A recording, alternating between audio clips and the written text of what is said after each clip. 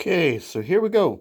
It's high time we had a little bit of a conversation about my Genesis Custom Sabers Darkside Vector. And as you can see, I already have it all disassembled so I can show you guys what makes up this particular saber. Now it comes equipped with a CFX NeoPixel, and the saber came with two Trustfire batteries. Okay. And it also came with a Trustfire charger. Now, I haven't actually used the Trustfire charger because I have an X-Star charger, which has sort of a digital readout display, and they're essentially all the same thing. As long as you use 3.7 volts, it's not really a detriment to the batteries. And I like the X-Star because it's also a high-end charger, and like I said, it kind of shows you progress and has a graph and everything. So the way the Genesis Custom Saber is set up is it has a core system, and you can see the core here. I won't get too insanely into the details of this thing. Suffice to say, you have a micro SD card which slots into here, and then the way the Saber is set up is you can kind of lift up a little bit here gently, and there's I think it's called a rice port. I don't know if you can see it. Which you can essentially, the way I understand it, connect it to your computer and make the appropriate adjustments to your saber.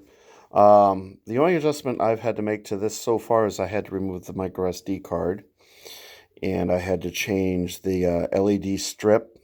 It was set to 128, which is kind of blurry.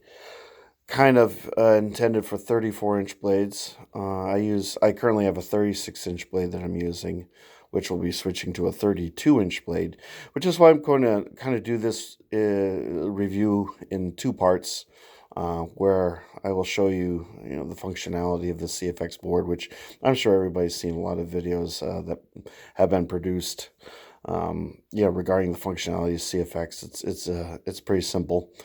But I want to wait until I have my 32-inch board before I do that, or my 32-inch blade before I do that.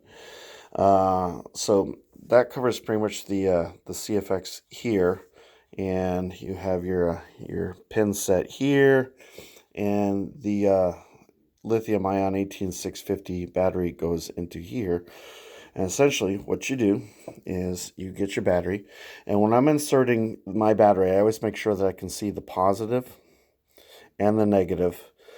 And it's very important that when you slot your battery into your board or the chassis, that you put the battery in correctly, because you can sozzle and fry the board pretty quickly. So like I said, I always make sure that I can see the X, and that corresponds. If you can't really see it because it's black, but it does say X here. And this little tab here wants to be kind of underneath the battery, because that's how you remove the battery with ease. And you just sort of slot it in, and you can hear it click, and it'll boot up and start. There's your speaker, so you want to be careful of your speaker. And here's the switches. And the way it works is essentially, here's the hilt itself, and you can see where it's going to be slotting in. There's a little bit of a tab right here, and the switches are going to line up with this opening here, and you will kind of slide that in carefully. I don't really worry about the tab too much. It'll tend to kind of fall into exactly where it needs to be. You see it kind of slides back, which is fine. And you're sort of aligning. There's a little bit of a notch here, if you can see that, which lines up with this copper bit. And there you go. Now, if you have the little tab that goes under the battery over the battery, then this doesn't fit in properly, and you'll have some difficulties when it comes to putting the pommel back on. And so I sort of make sure that the threads are kind of clean. I do, when I slot this in, I make sure that the blade has been removed. I am having a real difficult time with the word blade today. I don't know why. Because if you have the blade in there, This tends to stick out a little bit, and if you're when you're screwing the pommel on, you might get a misalignment. So here's the pommel. It's a pretty simple piece, and again, just kind of want to make sure that the threads are not too dusty or grimy, and you carefully slide that on. You don't want any resistance.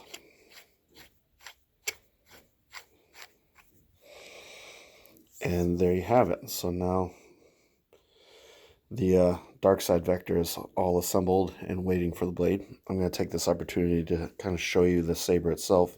It's a pretty simple and elegant design, meant for dueling, but now that I've upgraded this to NeoPixel, obviously dueling is right out. But that's fine. I figured if I was going to get a CFX saber, I might as well get my money's worth. And although I do like a decent LED saber, no, as far as CFX goes, it obviously shines when it is utilizing its NeoPixel capabilities. So as you can see, the buttons are recessed into the hilt, so as to not accidentally be,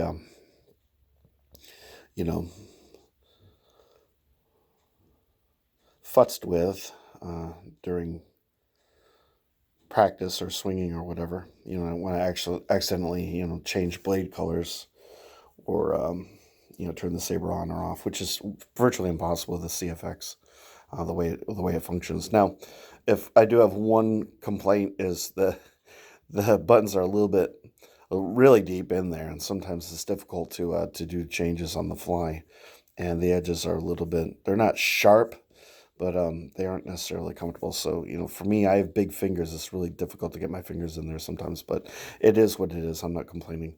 Now, when you're ordering your Genesis custom saber, you actually select the color of the backlit switches, and I went with a purple, as you can see, and it kind of ebbs and flows. And this will actually go into a deep sleep mode. I'm assuming it's something like 5 minutes. I haven't actually timed it. The saber, the way it's designed, it doesn't really come with a kill switch or a kill key. So if it's on, it will remain on until it goes to sleep, or you remove the battery. So there is a little bit of extra battery drain associated with that. And I will say this, as anybody who has a NeoPixel saber knows, the battery drain is pretty substantial, even with the lithium-ion 650, 650 battery. You're only going to get, maybe if you're lucky, an hour's worth of battery life, which is why, you have 2 batteries, and this is a fairly simple design. It's easy to swap the batteries out, and then you're off to go. Are you okay, kitten? My kitten's acting a little bit funny. If he doesn't get paid attention to, he tends to have a little bit of a meltdown. So, which is okay, because this is actually going to be a really short video. So here you go. This is the business end of the saber. The blade holder is here, and you can see your pins in there. Little cut out there. It's a little bit sharp, but not too bad. And this is the blade retention screw. And I find that with this particular system, this is why I'm really looking forward to the 32-inch blade, because the 36-inch blade is so heavy and moves around so much as you're swinging the saber that this does have a tendency to possibly come loose. You okay over there? Yeah? I'll be with you shortly, okay? Just hold it together. Little kitty cat meltdown. What was I saying? Oh, yeah. Blade retention screw. This will come loose. So what I find is that I really have to get the blade in there as far as it'll go, and really, really tighten this up to bite into the blade a bit. Otherwise, it'll come loose. So I have my blade here, and again, this is a 36-inch. Oh, it's actually a 37-inch blade. It's like way too long. I don't really use 36-inch blades anymore. I've gotten away from that. And I got a chair over here, but on the left-hand side, kind of keeping me from putting this flush. But you get that nice and in there, and then you really have to tighten this. So I tighten it, and I go as far as it will go. No, not to damage the blade, but it really has to be in there. So, to turn the saber on, well, it's already on. But usually, you just have to tap this, and you're good to go. And like I said, I'm not really going to go through the features in this video. Excuse me a second. Let me just move this. There we go. Poor planning. Turn it on one more time.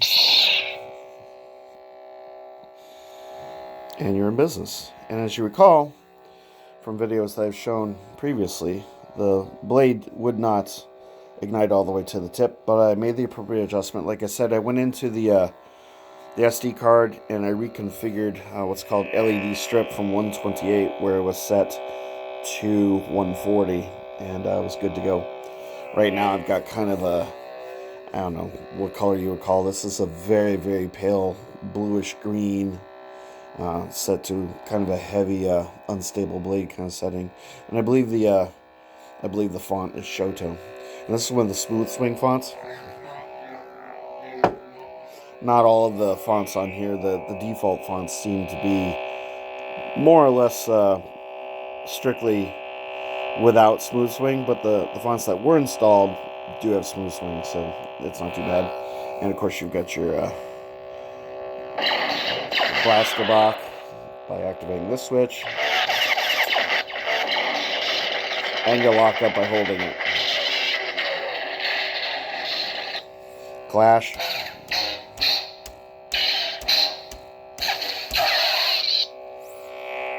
And there you go. And then to turn it off, you simply hold this, and the blade retracts. So here we go.